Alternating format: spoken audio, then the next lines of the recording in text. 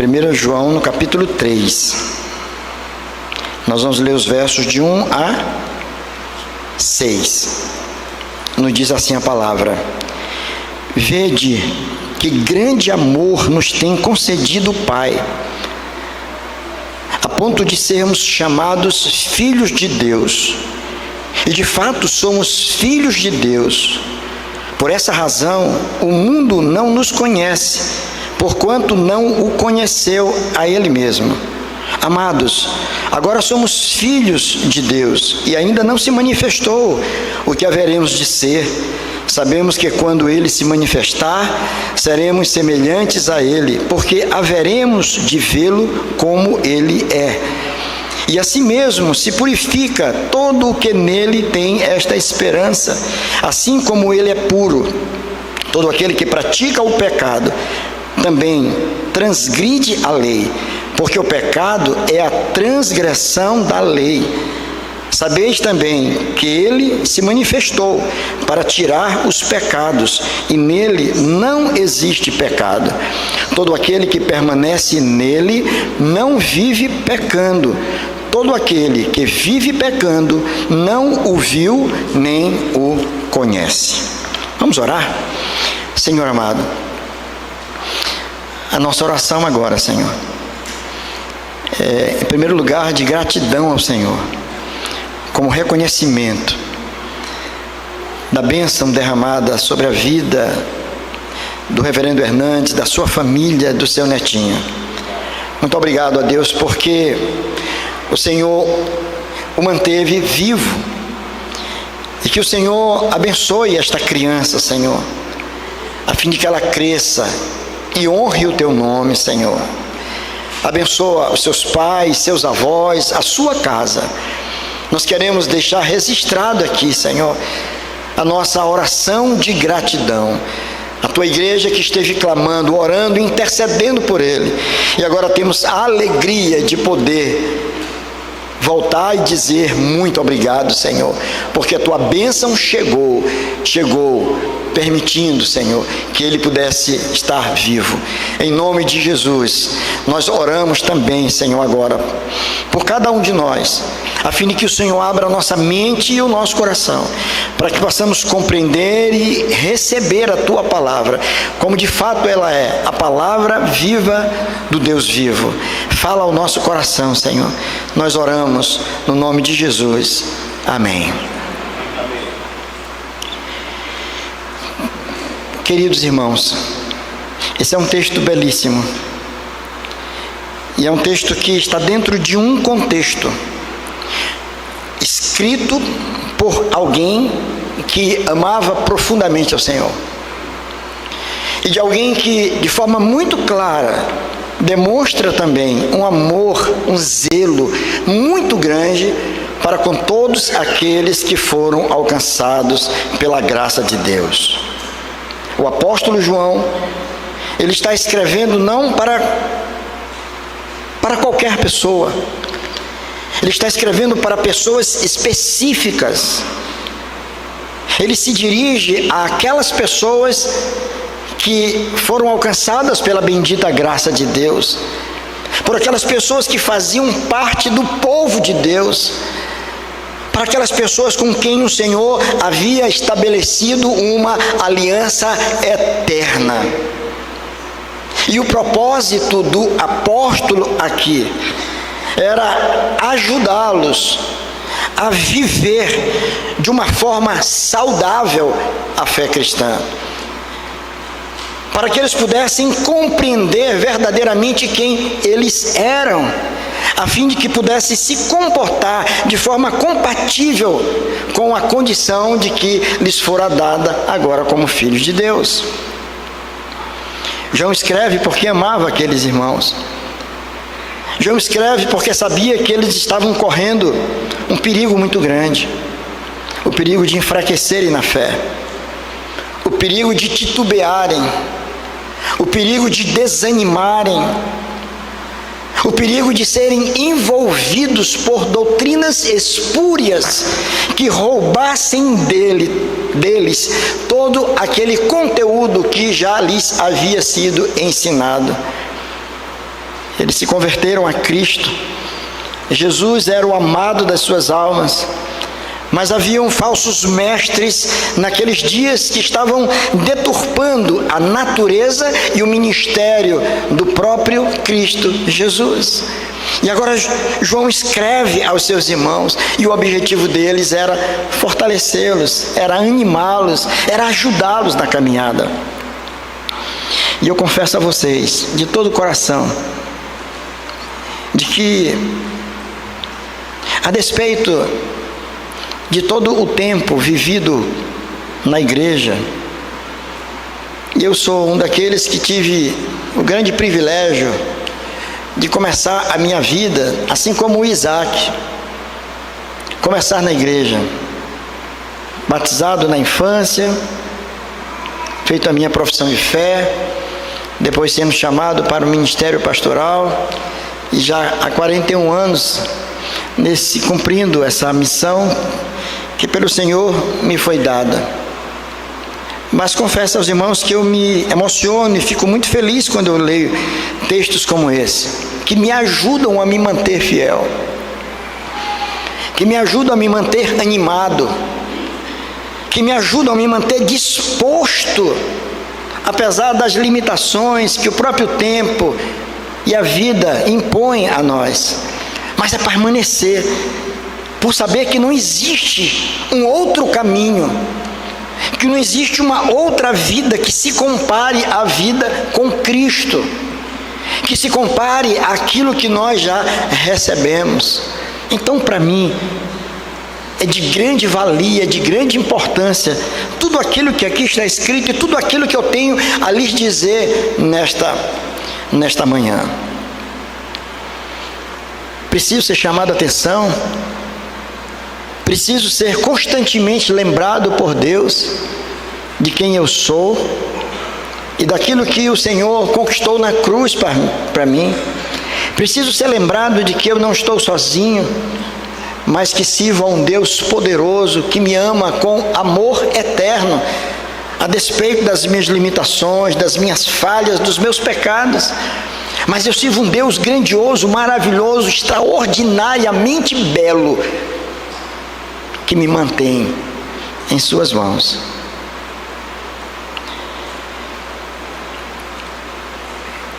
Diante do que nós lemos, nós chegamos a uma conclusão. E sempre que eu leio uma porção bíblica e que me proponho a expô-la à igreja, eu procuro questionar o que, na verdade, ela está dizendo.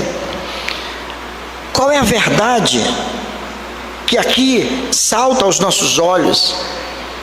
A gente lendo o texto, você diz, como uma verdade? Nós temos muitas verdades aqui, mas será que há uma verdade que consegue coadunar, juntar todas elas? E eu diria, a conclusão que eu chego ao ler estes 6 versos do capítulo 3 da primeira carta do apóstolo João é que nós devemos, todos nós, devemos viver de tal maneira que o nome do Senhor seja honrado através das nossas vidas.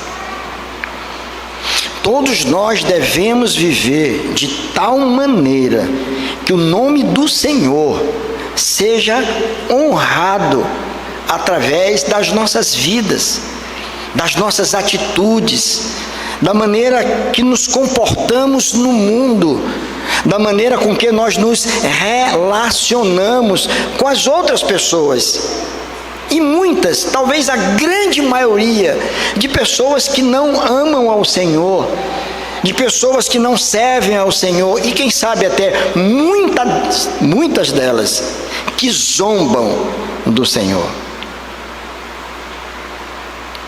Como devemos viver? O que poderíamos fazer? Algumas sugestões são dadas a nós aqui, algumas instruções são dadas aqui.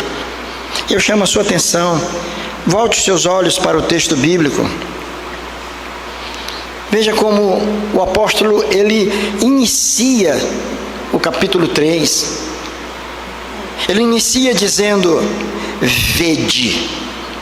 É uma palavra tão pequenina, irmãos, e eu confesso a vocês, eu li tão rapidamente essa palavra, tentando ver o que de importante tem depois. Vede que grande amor se destaca, grande amor nos tem concedido o Pai, Pai com P maiúsculo, se referindo ao próprio Senhor, a ponto de sermos chamados filhos de Deus. Ser filhos de Deus é outra expressão que salta aos nossos olhos. E nós podemos, ao dimensionar muito bem esses termos, nos esquecer da maneira com que o apóstolo começa escrevendo o que ele tem para escrever para frente. Ele começa com a expressão vede. Vede, vede que grande amor. Isto é, ele está chamando a atenção dos seus leitores, ele está chamando a atenção dos seus irmãos para alguma coisa extraordinariamente bela. Abram seus olhos e venham ver. Observem, estejam atentos. É como se ele estivesse gritando: venham ver, abram os seus olhos para ver o que muitas vezes nós não conseguimos ver, para perceber o que muitas vezes não percebemos. Eu me lembro que recentemente estava sentado à porta da minha casa, e a minha família, a esposa, a minha cunhada, e de repente ali conversando, e colocaram lá a minha porta, na iluminação pública, um refletor muito forte, e é muito bom que deixa tudo muito claro ali. E eu estava sentado e de repente olhei para os céus e a lua estava cheia, linda, aquela lua brilhante, aquela coisa que chamava a atenção, e eu olhei para aquilo e disse: que coisa linda. E eu me lembro que disse: Abigail, olha ali, corre aqui, olha a lua como é que está linda, observa. Claro que houve um tom de romantismo nisso aí também, não é? Claro. Mas olha, e geralmente, irmãos, as coisas belas que chamam a nossa atenção, você convida alguém que está ao lado para ver. Olha, veja aqui. Nós, quando viajamos, vamos para outros lugares, tudo que vê, você quer compartilhar com quem está do seu lado. Você viu aquela casa, que linda, você viu aquele carro, você viu aquela criança, você viu aquela ponte, você viu aquele monumento, aquele quadro, tudo aquilo que enche a nossa alma, que enche os nossos olhos, despertam em nós uma atração muito forte. O que João está fazendo aqui nessa palavra, e eu fiquei pensando, eu vou pregar somente sobre isso hoje. Não vou fazer isso, os irmãos ficariam cansados. Mas eu vejo isso com uma grande necessidade. E como é que eu consigo juntar isto aqui ao que nós propomos como um entendimento dessa porção, quando afirmei que nós devemos viver de tal maneira que o nome do Senhor seja honrado? A primeira coisa que precisamos fazer para viver assim é considerar o grande amor de Deus por nós.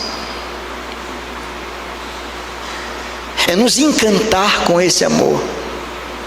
É parar para ver que não há nada mais lindo, mais significativo, mais profundo, mais imensurável, inenarrável do que o próprio amor de Deus para conosco. É algo extraordinariamente belo que chama a nossa atenção. Ele nos amou a tal ponto de nos acolher nos seus braços e fazer de nós filhos seus. Esse vede que aparece aí é uma convocação à admiração. É muito triste quando um crente quando ele já perdeu essa admiração. quando ele não vê mais nenhuma beleza, no momento em que nós estamos cultuando a Deus, que ele não consegue enxergar com os olhos da fé o significado de um culto a Deus. Quando um culto muitas vezes não passa de um mero compromisso religioso e nada além disso. Quando ele não percebe a presença de Deus no nosso meio, quando essa presença já não enche o seu coração, quando não desperta nele bons sentimentos, quando não devolve a ele o sentido da sua própria existência, da sua própria vida, quando ele pode dizer, vale a pena viver, apesar dos meus problemas, apesar das minhas lutas, vale a pena, porque eu sou amado por um Deus maravilhoso, extremamente belo, gracioso, que olhou para mim, quando eu estava mergulhado nos meus pecados, indiferente à sua palavra, ele me apanhou e fez de mim uma nova criatura. Eu não merecia, eu era o inimigo da cruz, eu era um zombador, eu vivia de qualquer forma, eu era indiferente, completamente indiferente, mas agora o Senhor transformou a minha vida, e apesar de todas as lutas e problemas que eu encontro no meu dia a dia, eu não posso deixar de me encantar com a bênção do amor de Deus. É muito triste, irmãos, quando a gente vive pesando somente as lutas e dificuldades. Não tem coisa pior do que estar ao lado de um murmurador. Não é verdade? Alguém que só pesa os problemas, as dores, as insatisfações. Alguém que despreza o que há de mais belo na vida. Esquece do seu Criador. Esquece desse Senhor maravilhoso, que é tão bom, que fez dele uma nova criatura.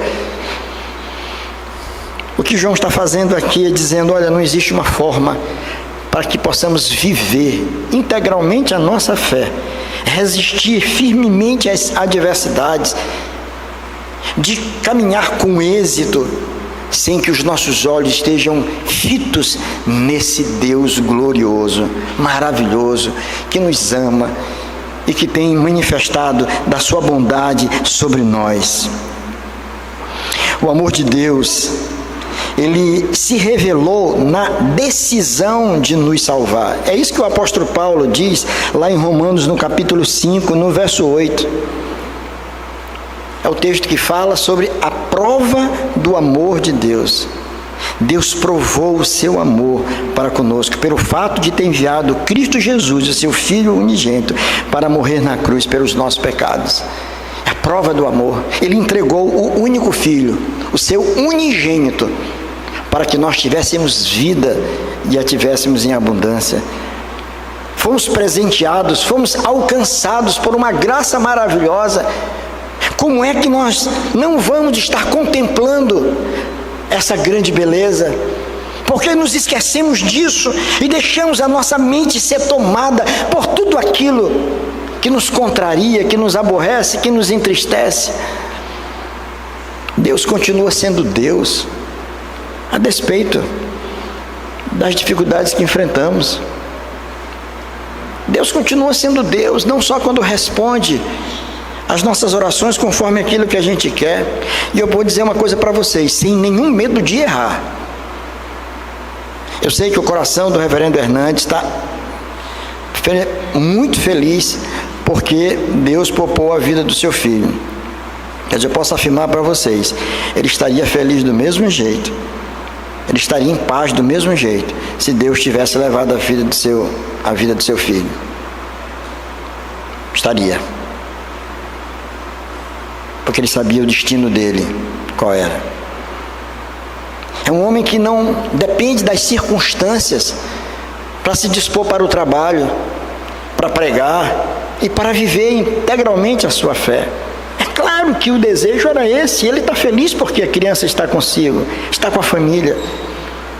Mas se não tivesse ele não estaria desesperado, angustiado, aborrecido com Deus, por saber que Deus é soberano para fazer aquilo que é o melhor. João está chamando seus irmãos e está dizendo para ele: vede, observem, estejam atentos àquilo que o Senhor fez. Vede esse grande amor que nos tem concedido o Pai, a ponto de sermos chamados filhos de Deus, e de fato somos filhos de Deus. Por essa razão, o mundo não nos conhece, porquanto não conheceu a Ele mesmo. João sabia o que estava dizendo. Ele era criticado, ele era censurado, ele era perseguido, ele era desprezado pelo mundo, e até por autoridades religiosas da época, que não conheciam ao Senhor.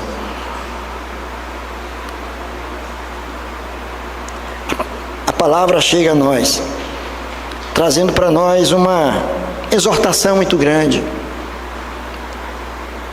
onde o nosso dever é manter os nossos olhos fitos no nosso Senhor. Diante das lutas que você está enfrentando, meu irmão, quem sabe você já começou o ano enfrentando alguns problemas, alguns obstáculos. Não vá fixar os seus olhos nos obstáculos, no tamanho do adversário, dos problemas. Fixe os seus olhos naquele que fez de você uma nova criatura. Olhe para o Senhor e perceba o grande amor do Senhor por você. Mas não somente isso, nós, além de considerar o grande amor de Deus por nós, nós precisamos agora, a partir disso, refletir sobre a nossa relação com Ele. Precisamos refletir cuidadosamente acerca dessa relação.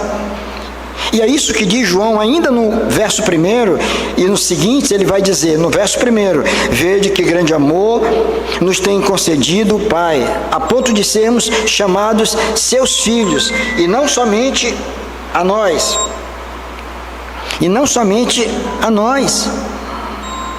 Por esta razão, meu Pai, vede que grande amor nos tem concedido o Pai, a ponto de sermos chamados filhos de Deus. E de fato somos filhos de Deus.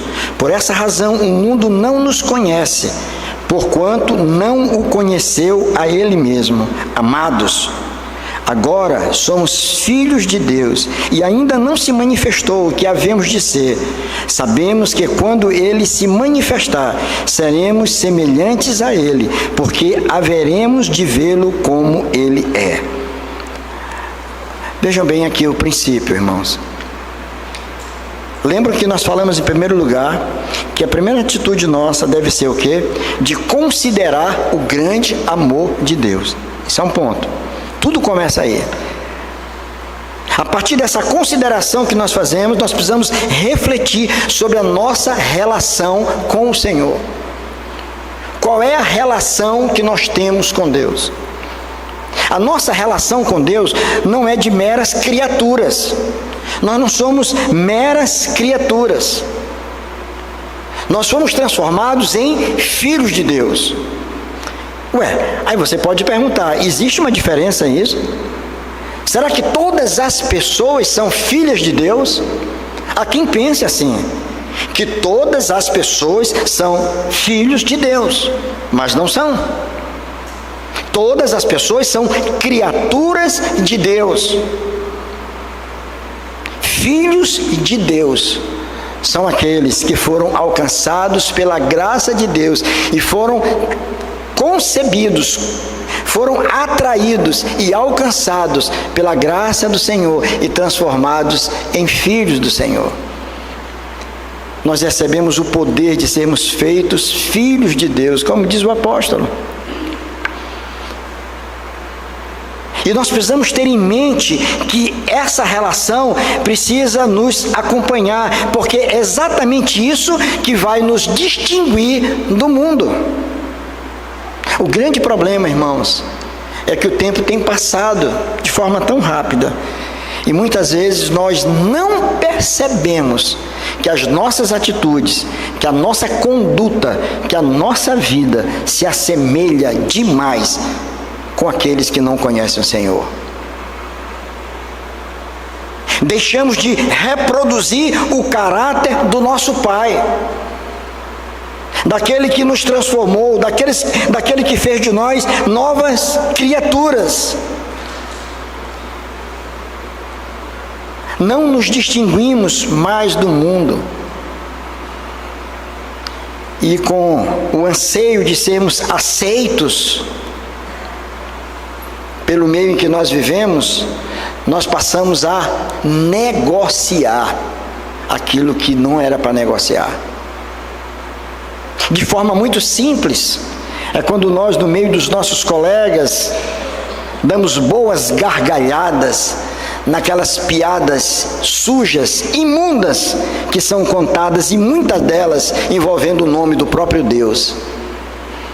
E nós, para não sermos vistos como estranhos, esquisitos, nós não somente sorrimos, quando vamos buscar lá do fundo do baú, uma também para poder fazer com que os outros venham a sorrir. Quando a nossa linguagem, a nossa fala, já não é mais a de um homem, de uma mulher de Deus. Bastou mexer com os nossos ânimos, com os nossos brios, nos contrariar, e nós disparamos palavras que envergonham o Senhor, que não deveriam ser proferidas jamais, porque comprometem o nosso caráter, falam muito daquilo que habita o nosso coração. A Bíblia diz que a boca fala do que está cheio o coração. Então nós somos chamados a considerar isso. Nós somos transformados em filhos. Você agora é um filho de Deus. Nós somos chamados a viver como filhos de Deus no mundo, não como filhos do maligno, mas como pessoas diferentes, de uma natureza diferente, de um caráter diferente, porque tem um destino diferente. Tem um destino diferente.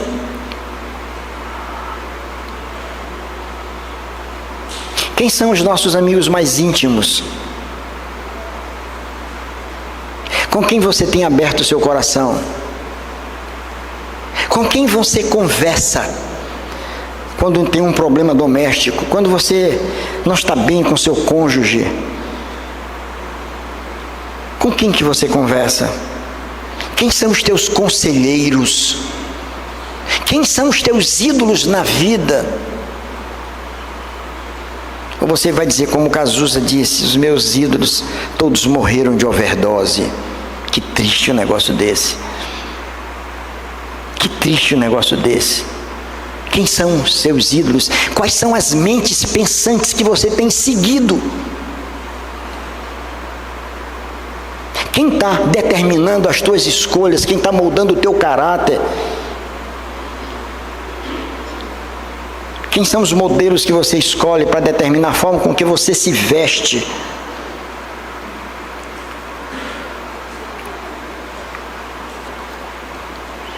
Nós somos filhos e precisamos honrar o nome do nosso Pai. Precisamos honrar o nome do nosso Pai. Precisamos andar de tal maneira que as pessoas olhem para nós e digam: ali vai um homem de Deus, ali vai uma mulher de Deus, pela sua conduta, pela sua maneira de encarar a realidade, pela maneira de enfrentar os problemas. Ali está um filho do Deus Altíssimo. Por isso, ele diz que nós precisamos caminhar não só em admiração a esse Deus maravilhoso, mas refletindo sobre essa relação Ele diz: amados, agora somos filhos de Deus, e ainda não se manifestou o que haveremos de ser. Ele está apontando para o final dos tempos, quando Jesus voltar. Sabemos que quando Ele se manifestar, isso é, quando Jesus voltar, seremos semelhantes a Ele, porque haveremos de vê-lo como Ele é, com seu corpo glorificado, e assim seremos nós também. Mas assim que devemos caminhar, irmãos.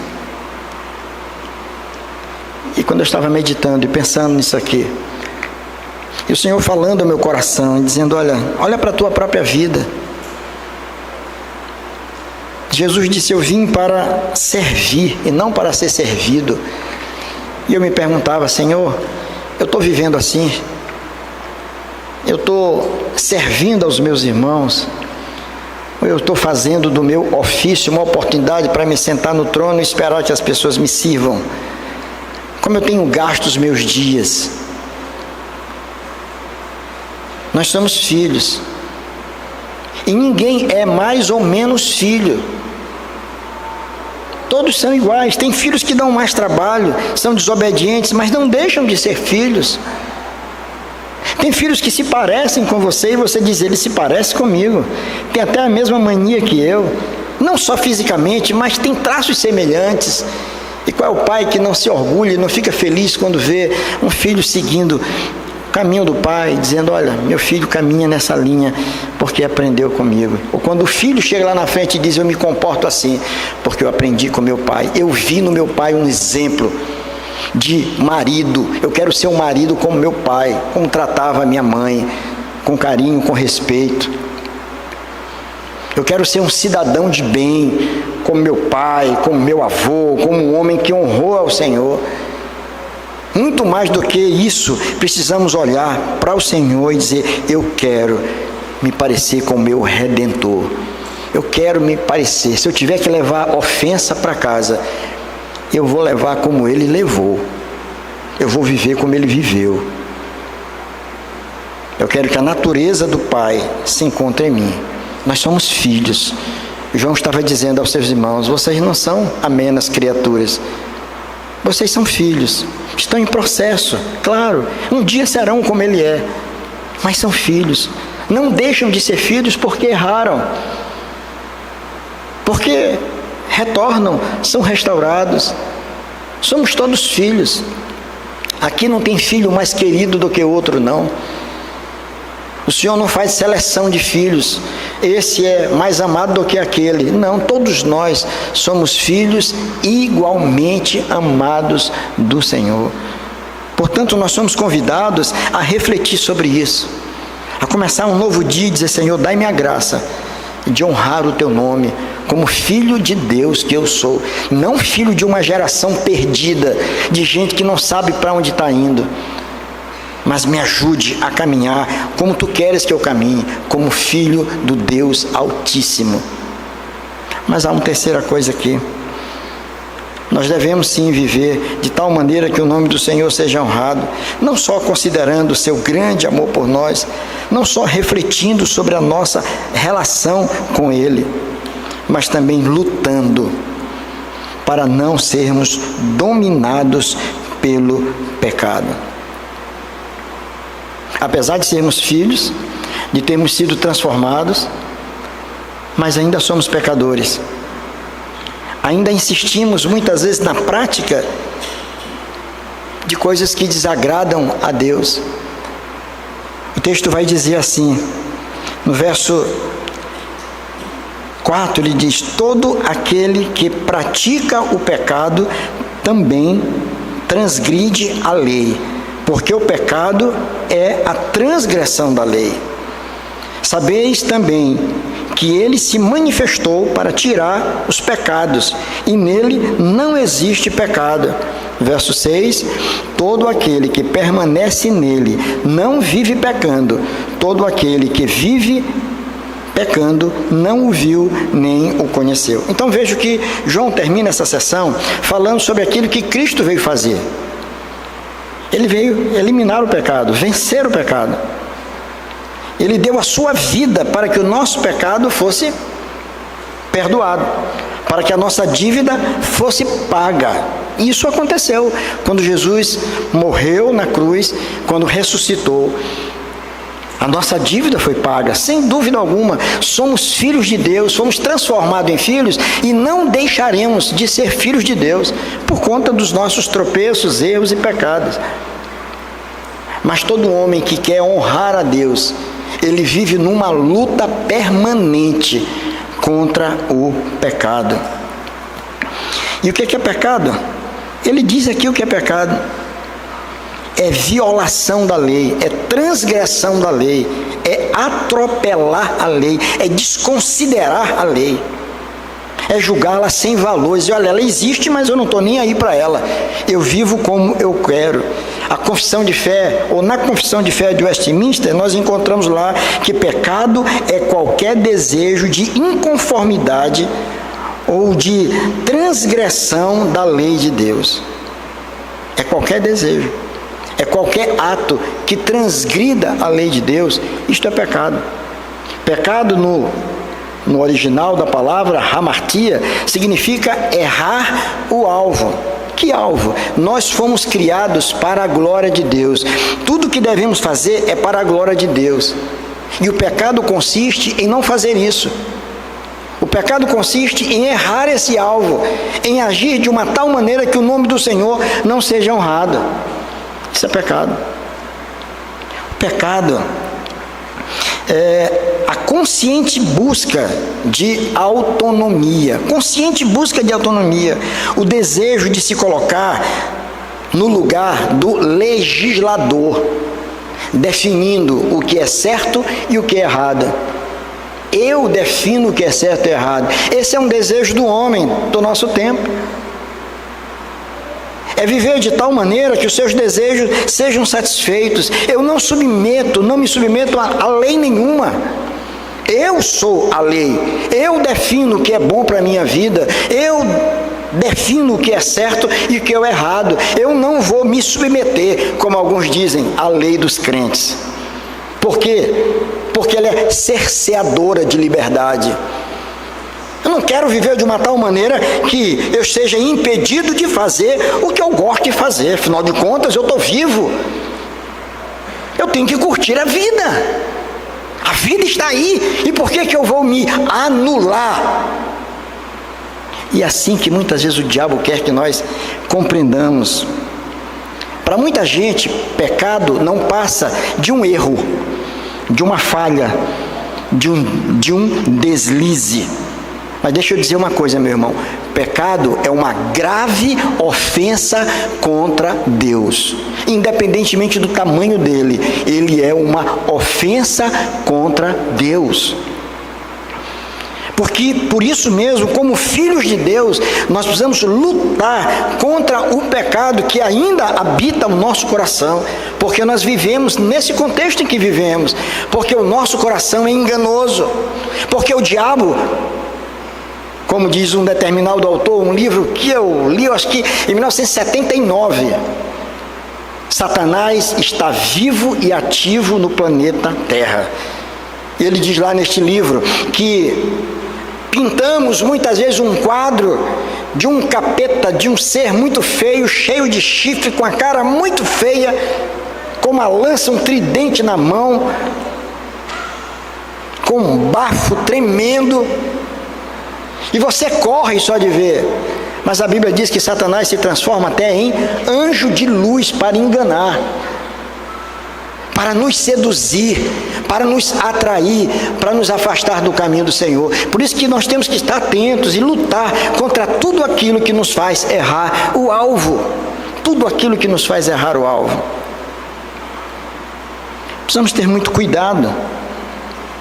Nós somos chamados a essa luta.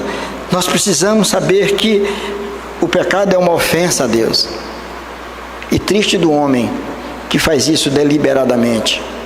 A grande questão aqui, não só nesse texto, mas nas escrituras como um todo, na teologia paulina, por exemplo, se vê de forma muito clara que todos nós somos pecadores. Apesar de termos sido feitos filhos de Deus, todos nós pecamos. A diferença de um homem cristão para o não cristão, de um crente para um não crente, é que nós não nos deixamos dominar, nós não temos prazer no pecado. Um homem de Deus, ele não tem prazer no pecado. Ele erra. E o Espírito de Deus fala no seu coração. E alguém mostra a ele como Davi foi exortado quando pecou. E ele se arrependeu. Um homem de Deus, ele se arrepende. Ele abomina o pecado. Um homem que não tem o temor do Senhor, pelo contrário, ele se deleita no pecado. Ele tem prazer no pecado. E ele até vive planejando o pecado.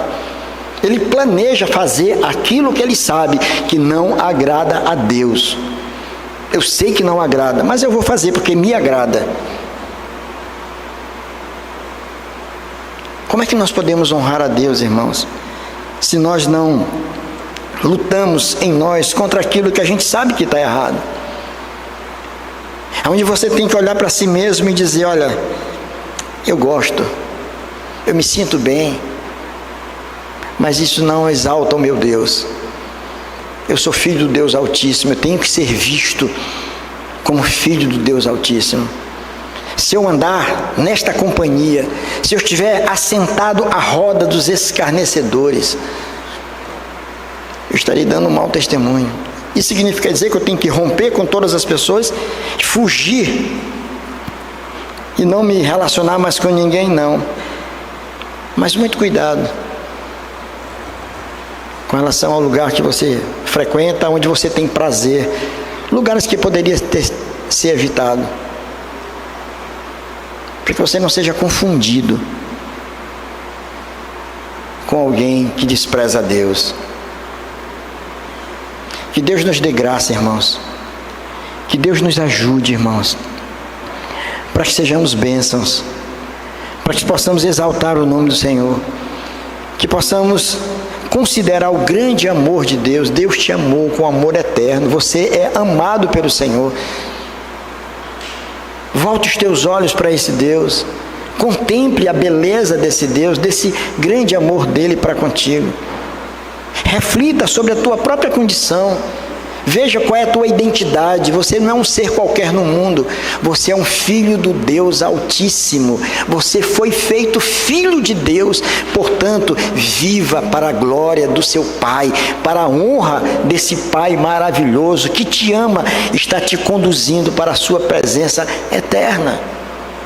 Viva assim, que sejamos assim. Que a bênção de Deus esteja sobre nós a cada dia, e que todos nós, irmãos, possamos dormir com aquela segurança de que a nossa herança nos céus não depende daquilo que façamos ou deixamos de fazer, mas dependeu daquilo que Jesus Cristo fez na cruz do Calvário por nós. Através disso, eu e você fomos feitos filhos de Deus, e eu e você, nós somos amados pelo Deus eterno. Que possamos viver para a glória do seu nome. Amém.